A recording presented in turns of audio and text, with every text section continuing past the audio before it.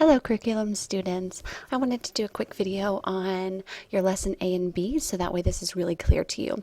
The purpose of this lesson is so that way you get some breadth of lesson planning. As a candidate in our teacher ed program, you know that you're going to be licensed grades pre-K through 6. So it is vital that you understand how to differentiate your lesson plans, that being content planning and instructional practice. So this assignment is going to kind of push you outside of your comfort zone a little bit.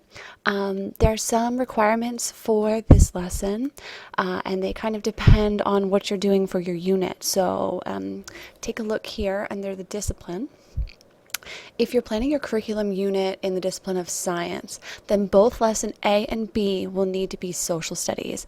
On the flip side of that, if you're planning your unit in social studies, of course, then lessons A and B need to be in science. So, we don't want you to do all social studies if that's your passion area. I want to push you a little bit to try some science things and to get familiar with that curriculum framework. And then also, if you love science, I want you to try to get familiar with social studies.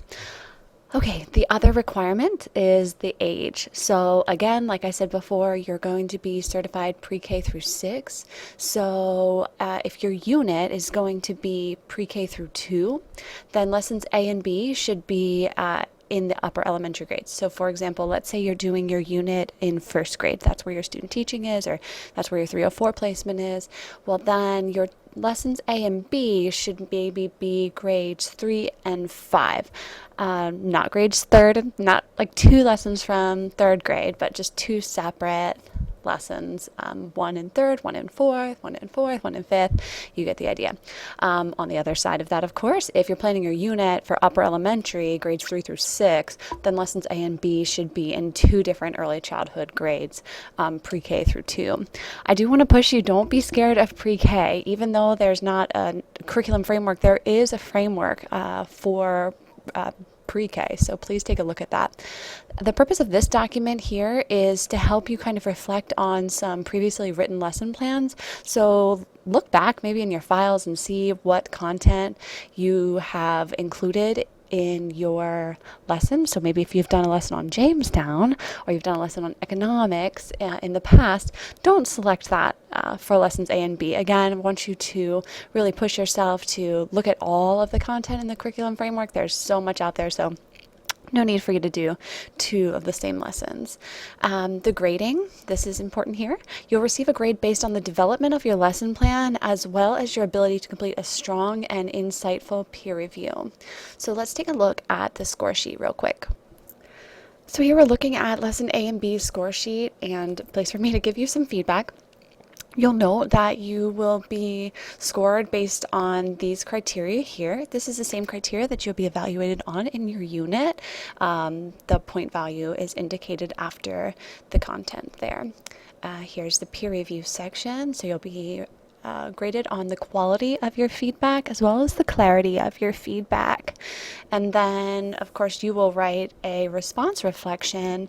Again, I'm going to be looking at the quality of your reflection and your ability to accept feedback and project ways to improve. Now, I'm not looking for you to just, be a doormat and say, oh, of course, I love it, everything that they said, and take it all in. Certainly, you have selected the activities in your lesson plan for a reason, so you don't have to accept everything that your reviewer is mentioning to you. So let's take a look at a few examples. These will also be posted on the classroom for you to view. So this is exactly the way I'm hoping that you'll submit your assignment. All of your content is in each of the areas of the lesson plan format. So the original author wrote in blue. You can see that the reviewer chose to do a track changes over here on the side. So of course, when you're reviewing, you want to give positive feedback, but I don't want just all positive feedback. If you just say good job, then certainly it's not going to help the person who wrote this lesson plan. So be really specific when you're giving your feedback. I'm just going to scroll down here so you can see a little bit more.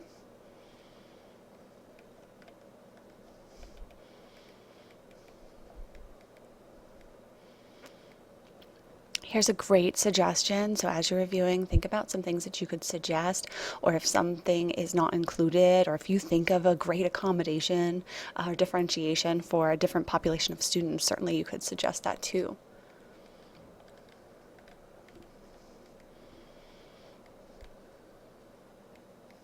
Great explanation here, and the teaching process and modeling, guided practice and checking for understanding.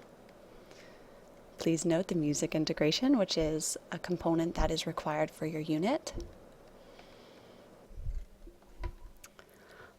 Although not required for your lessons A through B. We're going to keep scrolling down. You want to put everything in one document, so when you get your peer review back, within that same document, I want you to include your reflection response. So just remember that I'm going to be grading your reflection based on the quality of your reflection and your ability to accept feedback and project ways to improve. So I'll be looking carefully for that. Just a few short paragraphs is really all I'm looking for. You do not need to write like pages and pages of a reflection response. This is just something, a quick response. You know, what did you think about the reviewer's suggestions? Are you going to accept any of them? Did they help you to think of anything else? So that is lessons A and B. If you have any questions, feel free to post a question on the classroom and I will be happy to respond. Thank you.